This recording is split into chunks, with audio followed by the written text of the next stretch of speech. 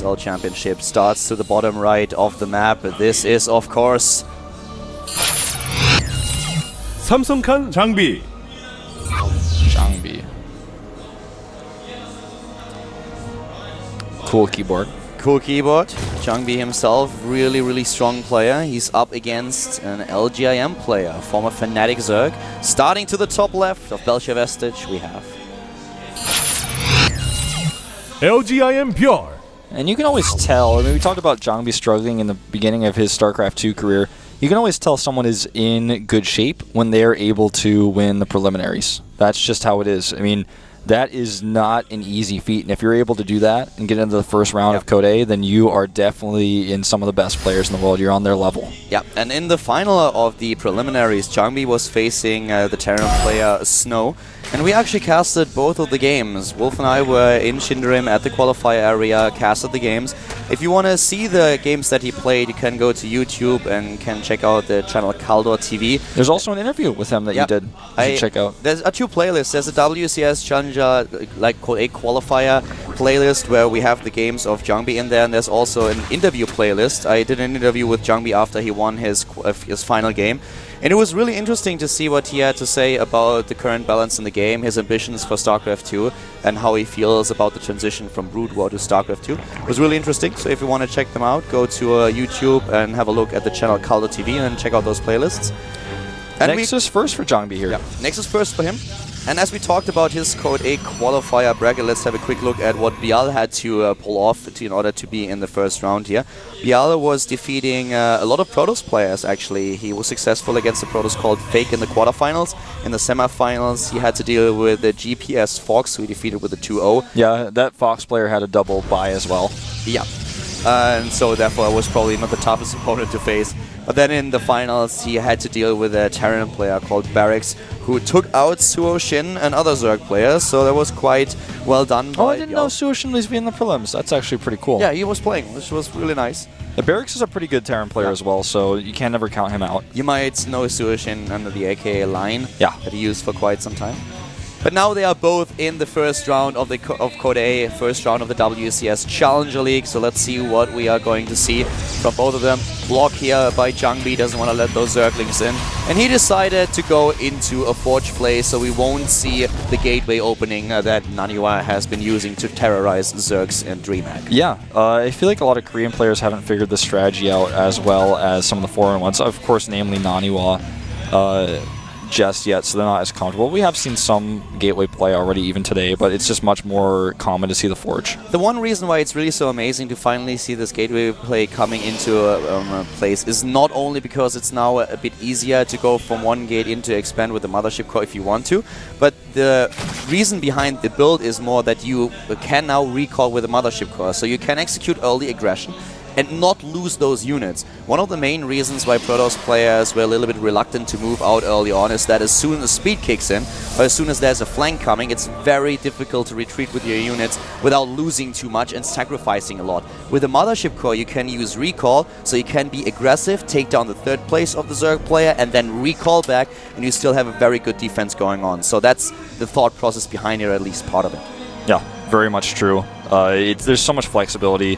I love the Mothership Core as a new unit in StarCraft 2, giving players so much more flexibility. You know, Blizzard toyed around with a lot of different ideas from the very beginning of the alpha stages of Heart of the Swarm. It was just that the Nexus was granted some abilities, but now you have this unit that moves and breathes, and you know, the Mothership Core used to be attached to the Nexus, and the developer said, you know, it didn't feel like a new unit in that way, and now it can move on its own and attack on its own. A lot of creativity going into the development of this unit, and its flexibility that grants Protoss players is absolutely amazing. Jangbi is now moving to take a third base very early. We were talking about the early third that Avenge was taking in the best of 3 series that we just finished, but this is even faster. Yeah. In the last series, he waited a little bit until the Mothership Core was out, but this time he's going for super fast, and ByuL is actually going to check for this. This is so important because if you don't see this, then it's hard to capitalize on it. You can make several different decisions. He starts to lair right before he sees this. and Scout is of course really important. He knows now that it's there, and he has several options of what he can do now. Taking the 4th maybe a little bit faster than he originally intended to. He can also just decide to go for a lot of aggression and man an attack against the 3rd base, which is very difficult given the position that we have here for the cannon. Great SimCity for jangbi. That's so smart. You know, if he had just left the cannon exposed, the Lings would have been able to take it out and then run away. The cannon will finish now. jangbi with a great defensible position now. And he's taking up quite heavily behind this, getting not only the Twilight Council, but also getting +1, adding more sentries and gateways.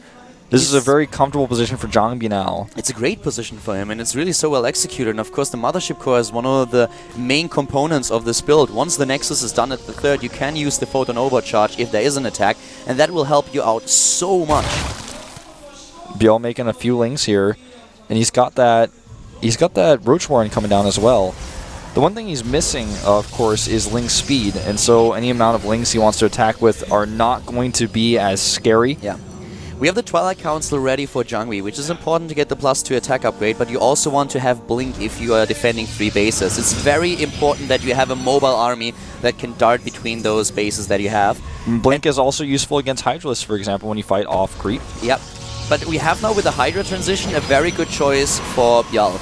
I feel in this situation, 2 of the things that he could have done is either go into Swarm Hosts or go into the Hydra Den that we now see for him. Because Hydras are really amazing when it comes to a fight with gateway units. They struggle a lot against Colossi later on. Yes. But in this position, Colossus tech is going to be very much delayed. He also saw that there's no Colossus tech. He saw that with his Overseer he just sent in. He's going to be able to defend this part. But notice there's no wall at those rocks. The wall at the rocks is really important for pushing the Hydras back, because the Hydras actually have to break through that before it can approach the Nexus. In this case, he can just literally walk up and walk through that. He has to be careful, though, because good force fields at that choke point can kind of hurt his Hydra's chances of getting in and doing the damage he wants. If he wants to hit a timing here, I would have preferred him to go into the speed upgrade for the Hydralisks first instead of range. But he has to deal with the aggression of jangbi first. Oh, can he get the 1 probe? And he gets it! Yep. That was well worth the Zerglings that he just lost. Yes, absolutely so. And if, for those of you wondering why, it's because he doesn't have the ability to make a forward pounce. This attack is just over. Can't even do it anymore. It's done. Yep. He has to walk home now. Loses too much time to get the 2nd probe out there. Might try to decide to pull it off a little bit later, but this gives ByuL time to prepare to get the units out. He's threatening it, you know. He's trying to make sure ByuL is not relaxing here. Threatens it a little bit if he can catch some Zerglings on the map. That's what he wants, but instead he's going into double Robo Colossi. I love what we have here. He goes into the Infestation Pit. Thank you very much. So now we are going to see the Hive Tech. The Vipers. Probably Vipers. We still don't have the speed upgrade for the Hydras. As long as he wants to be passive and just defend, that's fine. But as soon as he is trying to be aggressive, he needs the upgrade. Yeah, you're absolutely right. And the Overseer wants to get a little bit more scout information, is taken out. But he sees with the Zealot, there's a big attack coming. Needs to get his Mothership Core into position. Needs to start that robotic support bay right now. He cannot wait any longer. He's definitely going to need it. There's the 4th base also coming up for ByuL right now. We have the Infestation Pit ready. He can go into Hive. He can go into Swarm Hosts. jangbi needs to get his units ready so he can have that concave on the other side. There's the bay. Goes for the Spire tech too, but we have him now with the longevity upgrade for the Locust. That's not what I expected, but I think that it can work in this case. He needs to be very careful with his army, though. If he loses this army during the attack and then tries to go into Swarm Host, that's not going to work. He does know, well, he does know about the timing. So the Swarm Hosts, I really like that he's getting them, because he wants to be containing an opponent, put pressure on him. But now we have with the Spire, he decided to not go into the Hive Tech, which, especially with the Swarm Hosts, I'm not too sure. Yeah, it's good against Observers. I would rather see the Hive Tech started right now. But, you know, what we're going to see right now for jangbi is double Colossus production. As you can see, he had a huge bank that was kind of sitting around until that bay finished. Now he can go into a crazy amount of Colossi. And the Spire here is so late that he doesn't even have that much supply left in him to make Corruptors. So he can have a small amount of Corruptors, but the Blink Stalker Force for jangbi right now, he already has 24 Stalkers on the map. So it's going to be hard to make Corruptors really work against the Colossi. He needs Vipers, like we've been talking about. Well, I don't feel that he was really confident in getting all the Vipers. The Vipers are very expensive. That's one of the downsides that they have, and they are also very vulnerable against feedbacks, fragile, which are not a problem just now, but might be later on. For now, he really just wants to rely heavily on the Swarm Host to push his opponent forward. But he needs to he needs to do this. I mean, he's very passive right now. You can see that the creep spread is a little bit more aggressive, trying to spread towards his opponent's bases instead of just connecting his own, and maybe even connect the potential 5th base with the rest of his creep.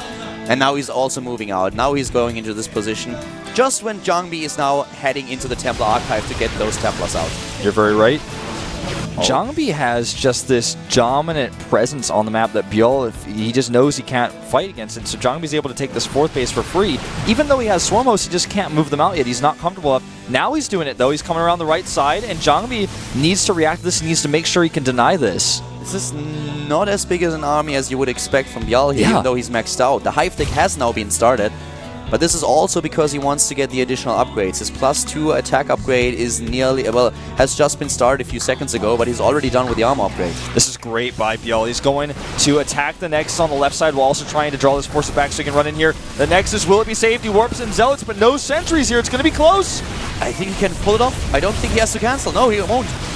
Oh, some good pickups here, though, with the Swarm Hosts. Yeah, the Locusts are doing a decent job here, trying to get close enough to the Colossus to get at least the shields down. +3 is not ready yet for jangbi, but he saves that Nexus. That's so important. Getting Storm and the Stargate now. Storm is going to be really important for him also to deal with the Locusts. If ByuL commits a lot more to the Swarm Hosts, has maybe 12 or even 13, 14, then suddenly it's very important that you have Storm against the Locusts and not only those Colossi. You need area of effect and quite a lot of it. I think we're going to see Tempest coming out of the Stargate. Not yet, but soon. As soon as he starts that Fleet Beacon. This is a very, very careful position that jangbi has to move through. He actually sneaks some Zealots by and is attacking the hatchery. Meanwhile, the Zerg army wants to engage. The Zerg is trying to move in here, but once again, it's true what we said earlier. Vipers would do so well against this. On the other hand, now that the High Templars are coming in, you need to be very careful if you have Vipers in your composition. But a sandwich here. The play with the Swarm Host is not as good as you would want. The position is just not good enough. Oh, he's going to crush his army. The Hydra's misclicking for a second. They were all destroyed instantly there. That is not going to work for ByuL, not at all. He's going to lose too much here. Well, actually, can he pull it off? No. The next wave of Locusts is really annoying. He will get the Immortal, but once it's gone, he can just push forward. He's got even the Templar now. There are too many Colossi, there are too many High Templar. He could have taken out those Swarmos too. Finally, the Vipers come into play. And don't forget the Warp Prism going around the left side. He can use this on the hatchery. What I really like about what ByuL is doing with these hatcheries is he takes one on the left side and one on the right side. It's very difficult with the Swarm Host being there for jangbi to be at both places at once. jangbi is struggling a bit with his gas, but given what he researched here, going into charge, going into +1 armor, and the into +1 attack, the Tempest, everything that he's doing right now costs him so much gas, so it's kind of understandable that he's very low. jangbi does not know about the base to the right side of the map, so that's why he hasn't killed it yet. He's really focused on this one instead, and these Zealots will make quick work of it, especially because charge is about to finish before they even get there. You can hear that swipe noise. He's going to knock this hatchery down. Nothing he can do to save it. He tries, but he will fail. Yeah.